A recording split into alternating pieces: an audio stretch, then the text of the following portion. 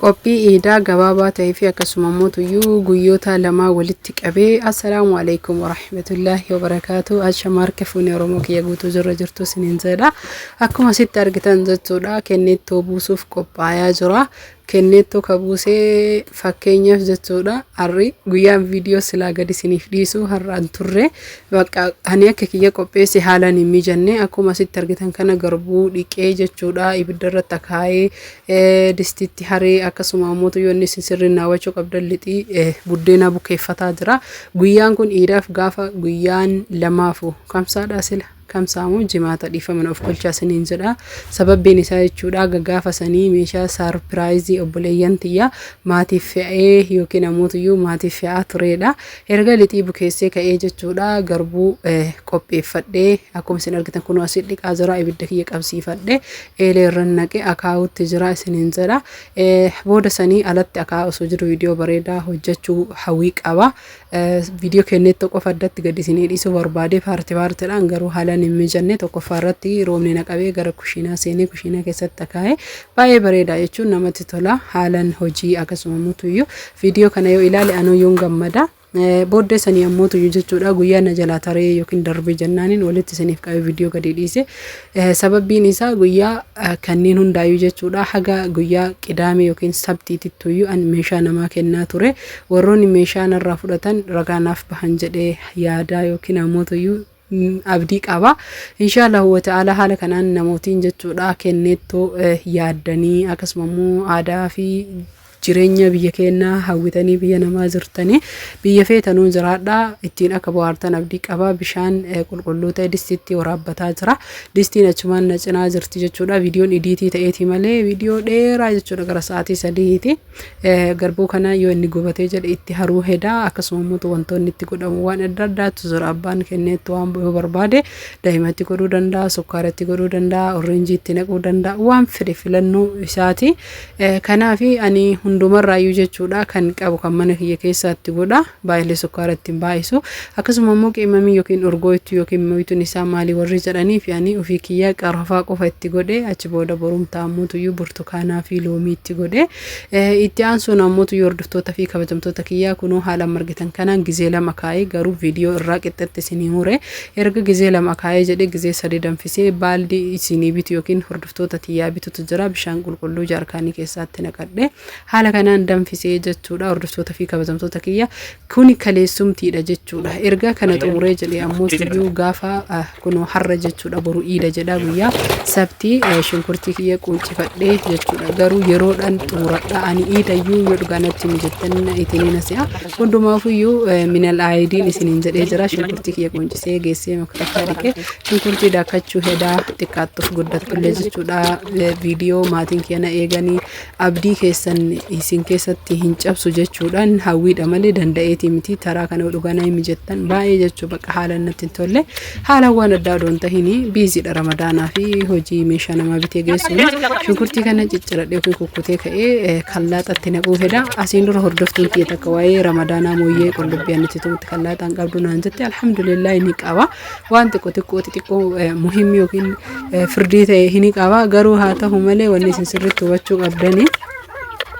qabaachuu caalaa jechuudha. Wanna itti fayyadamuu fi yeroo ittiin fayyadamnetu jira. Yeroo jamu jechuudha yookiin na barbaachisa jedhee itti fayyadamu itti fayyadamu galee yeroo wannuma xiqqoo qullubbii ammoo mooyyeetu caalaa cafallaqa. Kanaaf shunkurtii kiyya erga kattafee geesse kunoo haaluma argitan kanaan jechuudha kallaaxaa kiyya yommuu san dhiqataa jira. Itti aansuun ammoo saafama san keessa jechuudha ibidda kiyya qabsiifataa jira. Har'allee jalqaba jechuudha nuyyuu waxii yookiin ittoo lukkuu ibidda irratti hojjechuu fi ni hojjanna walumaan hojjanna mee ittiin bohaaraa jechuudha. Viidiyoo kana keessatti waan hedduudha kan itti bohaartanii ibidda boba'uu distii hojiidha bishaan jaarkaanii keessa dhiqachuu akkasuma ammoo aadaa duraanii yookiin iida biyya keessanii maatii wajjin dabarsitan yaadachuu. Kanaaf dhugaa rabbii dubbachuuf baay'ee garuu miirri namatti tolu miira addaati namni biyya namaa ture jechuudha. Viidiyoon kun yeroo dheeraa erga ture shunkurtiin erga bilchaatteetti zayitiitti godhe zayitii ammoo abbaan haga barbaade itti godha ani zayitii baay'ee ittiin baay'isu itixiqqeessa shunkurtiin erga sirriitti inni bilchaatee jedhee ammoo tuyyuu qimamii kam ofii manaa qabu ka walitti makaa jechuudha mushakkalanii beeytan jedhee yaada walitti tumee ho'isee daakkachuu heeda